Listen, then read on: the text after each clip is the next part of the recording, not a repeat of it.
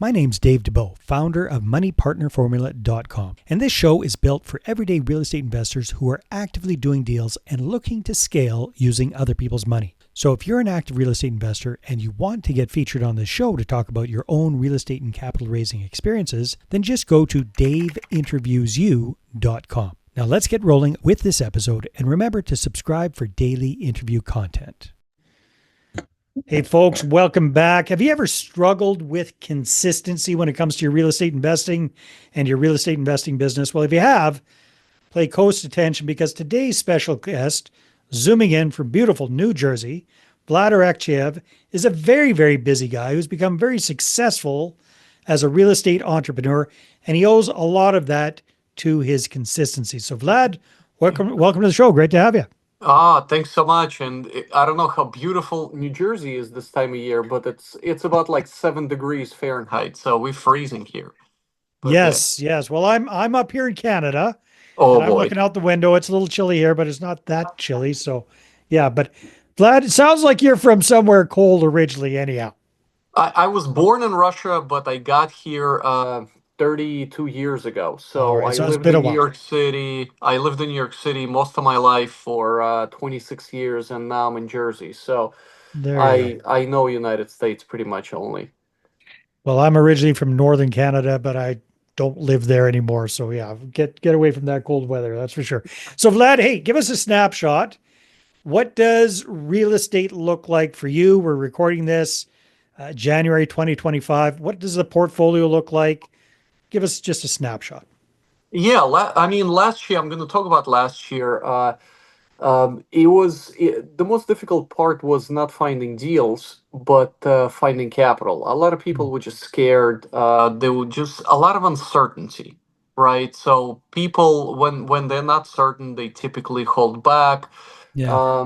The rates are still high. They're thinking with the new president coming in, they'll drop, but they haven't. As of now, residential rates are 8.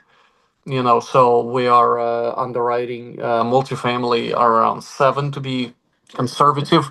So, I mean, last year we purchased 3 properties in March, June, and September. Primarily, we focus in Missouri. Kansas City is one of my primary markets. Also, we looking in Dallas. Kind of stay away from those coastal areas of Houston. Yeah. And another major area is the Carolinas. We love the Carolinas. It's just been so wonderful for us. So how many properties and how many units do you have under management at this time? About 900. And most of them are self-managed. We used to use third-party property management. They didn't turn out too well. I Mm. mean, it wasn't bad, but we wanted more. We knew there was so much more potential. So instead of hiring and firing and getting new property management, we just became vertically integrated and self-managing everything, and the properties are just crushing it. I mean, there's few joint ventures, but most of them are syndications. Very good. So when you say we, tell us a little bit about your team. Who you got working with you? Sure, yeah. So everything in multifamily is a team. It's a team sport. You can't do it by yourself. I don't think you can anyway. But yeah, there's 2 teams that I'm working with. One team is in the Carolinas, another team is in Missouri. But if you think about it, you don't have to be there to Yeah. buy or operate them. You can be anywhere because few people on our team are in Miami.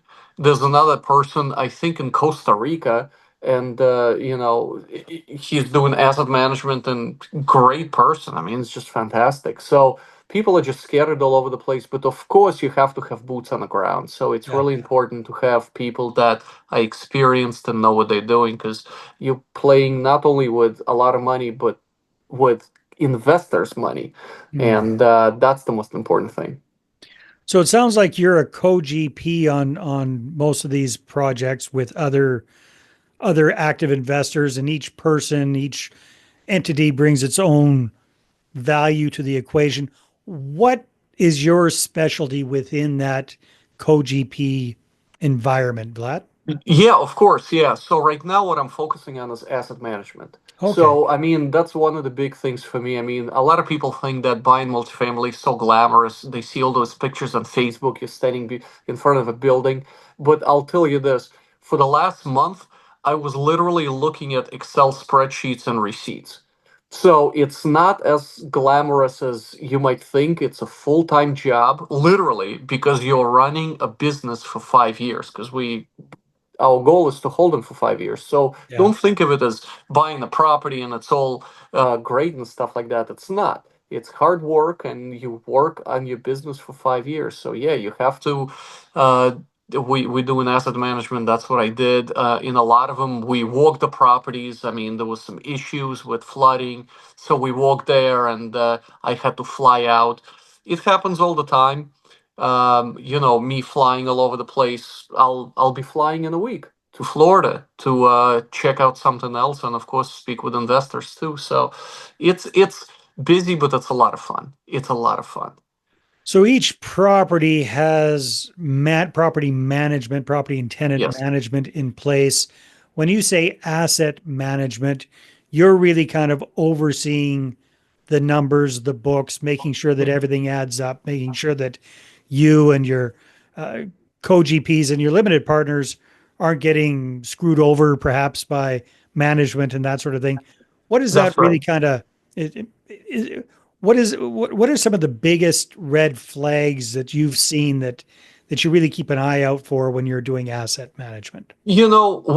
When you look at, let's say, the whole year's worth of expenses or something like that, and when you see one thing ticks up, or one, like you see, like, yes, for example, water, right? You look Mm. at your water, sewage, and you see it's flat, and then you see a spike in 1 month, and you're like, oh my gosh, what is that? So you have to identify it pretty quickly. Most likely it's a leak. Yeah. So you're gonna have to look at that. I'll give you an example of what happened. We have a dumpster service that was basically throwing out garbage. So we had two dumpsters per week, which is fine. And we noticed that dumpsters getting filled up more and more and more, right? So our spike in garbage increased. We're like, what is happening? Why? We Yeah, so installed. the garbage guys are coming picking up more often than usual, Yeah, and we're charging you like, more than usual. Yeah. Exactly, and we're like, why? Why is it happening? Well, apparently, people were dumping their garbage in our dumpsters, Yeah, so and we people from didn't. outside of the Exactly, building were outside of the community. okay. They were just coming over because we're on the side of the highway, and they was just dumping stuff in there. Yeah, And we installed cameras there, and also we installed a fence and moved the garbage more in, and that's how we solved it. So you have to pay attention to all these spikes and these different things. So it's really important to look at the numbers. definitely, most definitely. No, well, thanks for sharing that example. That's a great one. Yeah. So, Vlad, um, you've got you and your partners have about 900 units under management at this point. How many different projects or communities or buildings does that kind of represent? Uh, well, right now we are targeting 100 units and up. Yeah. The largest I'm kind of involved in is 400, but I think it's a lot. It's just too much. It's like a city on its own, Mm. if you can think of it. It's doing well. Especially if you're the guy doing the asset management. Yeah, that's good. Well, I'm not the only guy. I got a Yeah. part of it Yeah. because we basically, what we've done is we divided the whole property into sections, and we each person is responsible for their own section. So it's large. Everything is doing well, but it's just in some cases there's communication issues and stuff like that. That's where you have to have a proper CRM. You have to be on Zoom calls all the time. So we all got together, got a plan. We're using Asana, right? So that's the Project management management. software, Yeah. project management software. So it's working great. So everybody's on top of exactly when stuff is happening, what's happening, where the money is going, what's happening. So it's really important. The communication is the key for this, and of course being on Zoom is just Game replaced. changer. Yeah. Absolutely game Yeah. changer. So, Vlad, what have you guys found most effective for finding these kind of properties that you and your investors buy? You know what? broker relationships, I would say number one, Yeah. and word of mouth. A lot Okay. of people say I did find a few going direct to seller, but it's very difficult. The relationships are the key to success for this. So if people around you see that you actively buying, they will come to you. Developers see it, other brokers see it. You can have referrals from your buddies. So being active on going to events and speaking with people, doing speaking engagements, doing interviews, things like that, people notice. So they present you with deals all the time. Like we just purchased a deal in July, right? So the same developer told his buddy, another developer said, "Hey, these guys are great to work with. They're really easy, and we closed successfully." So his friend comes over and we got another deal from his buddy. So Nice. yeah, it's word of mouth. Listen, reputation is everything in this business. Everything. So that's really important to keep your word and just be as honest as possible. Makes sense. All right. So that's how you're finding deals. What about capital? What are you guys finding most effective for doing these syndications, finding investors? Are you focusing on accredited investors or these 506B type offerings? What does that typically look like? Right now the most of them are Bs, 5 or 6 Bs. Yeah. So why? Because we just like to work with people who like to work with us, right? So we don't want to advertise and scream all over the place. If we click, then we know that investor is a great person, and they will tell others. So it's more of a building a relationship, I should say. So I'm not gonna pitch you. I'm not gonna be like, "Hey, listen, look at my deal." I don't do that stuff. I want to know who you are. If something just doesn't work between us, I can just say, "Hey, listen, I'm not the person for you. You can work with this guy, or this operator, who is much better for you and for your needs." So it's all about relationships. Finding investors, like I'm flying to a conference in Miami. That's how you find investors, but it's not even investors. I'm not looking for them. I'm looking for relationships. So if Yeah. somebody is gonna pitch me on the first deal, that's like an automatic no. It's such a turn off. I mean, it's just absolute silliness. So it's really important to have a relationship with a person and go from there. So we were talking at the top of the call, Vlad, your secret sauce when it comes to success in real estate has been consistency. So tell us a little bit about what does that mean for you? What does that look like? How does that show up? Yeah, from the beginning of your day, from very like I wake up at 5. So at 5 I meditate, I do my morning routine, I exercise, I do all that stuff. I walk. Even it's 7 degrees outside, I still walk outside. I get my mind right. I follow a lot of I'm not going to say, gurus or anything like that, but I just like my morning routine. And then I spend some time with my kids before they go to school. So Yeah. to be consistent, that's the most important thing, because even if you don't want to get up that early, if you get up and you just kind of force yourself just to get up, meditate and exercise, and then make a few calls, this and that, you don't have to do a lot of calling. Like make 5 calls each day, and it's going to make a huge difference. You don't have to read a whole book in a week. No, just read 5 pages and you'll be totally fine, because at the end of the year, the accomplishment will just stack up. It's the same thing. So being consistent, doing the same thing and not giving up. Because in multifamily space, like my first deal came 8 months after I started. So picture working, not seeing any results, not seeing any money, nothing at all. You're working for free, not knowing when your next deal comes or if it's gonna come at all, right? And it was a good market back then. Yeah. So it's really important to be consistent and be in a community, and of course think. That's the most important thing. Your mind is very powerful. So if you're gonna think negative thoughts, it's gonna be you're gonna have a negative day. You're It's gonna just be gonna have it's a gonna be a bad day. long Yeah. day. For Yeah, so sure. it's really important to stay positive. Fantastic, Vlad. Well, we're at the beginning of 2025. What are your goals for this year? Where do you see yourselves in the next 12 months? You know what? Of course, keep on operating. We're gonna exit few properties this year. I'm very, very excited over that. And this year, you know what? My beginning of the year. I know it's kind of silly, but I was trying to quit drinking, right? I drink wine sometimes, so I'm Mhm. trying to completely eliminate wine or any type of alcohol and just be completely alcohol free. So that's my kind of number one goal and priority.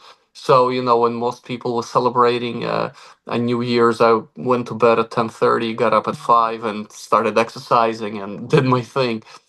Good So for you, that's man. my Yeah. goal, yeah. But when it comes to professional goals, yeah, of course, I want to grow. I want to buy at least one property each quarter this year. Still in my markets, things are look to be improving, but there's a lot of other ways of buying. Not just straight going to the bank and buying. There's seller financing. There's Hmm. other ways, creative ways that you can buy properties.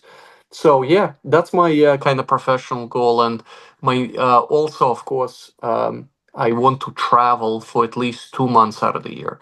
That's really really important for me because I have two small kids. It's really really nice to just get out and get your mind right and spend time with them. Don't lose any moment or any time with them. So it's really really Well, I'm looking forward to those are that. wonderful, wonderful goals. And with that consistency, I'm sure you're going to hit them. Yeah, I definitely will because there is no such thing as hoping or trying because that's just you're gonna fail. So you either do or don't do. Like Yoda said, I right? think Yoda said that. Yeah, that's right. Exactly, he did say that. All right, Vlad, if people want to connect with you, find out more what you're up to with your multifamily syndications and real estate business, where should they go? Yeah, I'm all over social media. I'm on Facebook, LinkedIn. I have a unique name, Vlad Arakcheyev. Look me up. I just started my YouTube channel. It's actually pretty cool. It's called Wheels and Real Estate Deals. So I like motorcycles, right? So I go to a networking event or let's say a showing because I'm a broker in New Jersey too on a motorcycle, and I kind of combine my passion for motorcycles and real estate. So it's kind of a fun way of, and I started my YouTube channel. I know it sounds cheesy, but it's fun. It is. I'm not gonna bore you with numbers or anything like that. It's just really a fun way. I talk about a bike and then about a property then I see. So it's really cool. Well, thank you very much for sharing your insights and your and nice shot in the arm of inspiration. I Yeah, appreciate it, Vlad. of course. Thank you so much. All right, everybody, take care, and we'll see you on the next one. Hey there, I really hope you enjoyed that episode. And as always, if you want to listen to more daily interview content, make sure you subscribe. And if you're an active real estate investor and you're doing deals and you'd like to get featured on this show, then just head over to daveinterviewyou.com. Now, at moneypartnerformula.com, we help real estate investors to create a process for predictably getting capital so they can do more deals without relying on hard money lenders or the banks. We do this by building them a private capital marketing system. Now, if you want help turning yourself into a big money capital attraction machine, then book a call with our team to see how we can help. Just visit moneypartnerformula.com to find out more. All right, take care, and we'll see you on the next interview.